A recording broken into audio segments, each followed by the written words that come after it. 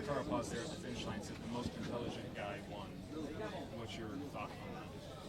Yeah, for sure. He was the most intelligent, and chapeau for Bisma because they play super good. Also with Van Aert in the front, for sure they increased the gap super quickly in the valley. And yeah, it was good for his team and how they play the tactics. What did you say to Richard at that point when you guys were back there and the race was riding away, the pink jersey was riding away? What were you saying? What was the conversation? And in the beginning it was just the pressure, like he want to crack everybody, and I just let them show they can crack everybody, no? At the end he cannot, and Simon was coming, and for sure I know Simon by a lot of years. I know he has experience. He don't did 5 minutes super crazy. He comes steady. He was smart, and for sure I think I can be able to be with them. But at the end, I need to be also with Carapaz because he's the near guy to me and GC. No, this is one of the things about with Simon when he start to went and he's third and Richard is second. Richard need to follow him just to be in steady, no. And then if they don't want to start attack or following, I think it's more about the pressure, like one put in another, and I think it's okay. I have 1 minute 20 in Simon. I can let him go and start to work because at the end it's better for Richard and for me work together when it's 1 minute 20 than let him go and Richard try, no. But was like this. I talked with him about now is the moment. I mean, if you want to help, it's okay. But also, I don't work alone, and then the last climb you can come and just pass me. No, it's 40 seconds, it's almost nothing. And he just told me like, okay, now no, because you don't help me when we are 20 seconds.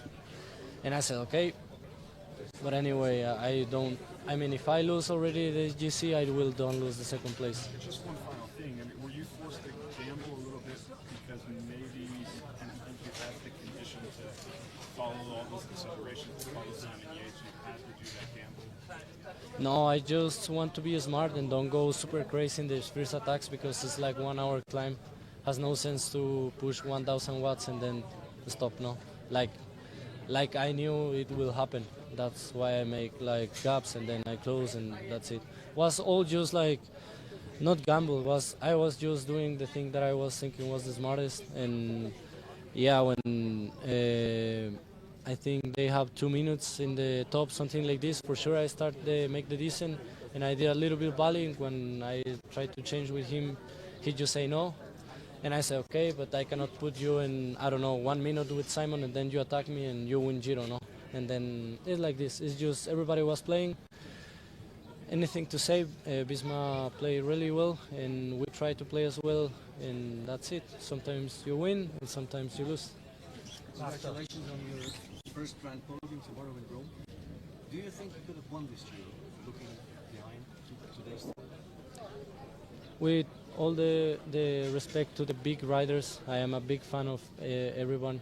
But at the end, if I see all the stages and how I was my performance as an individual rider, now I start to believe that I can do it because I think I did great races and also super smart races. And I cannot believe I'm this guy because it's super hard. But the team was always, the guys was always with me trying to put this confidence that they saw because I don't saw what I do, no.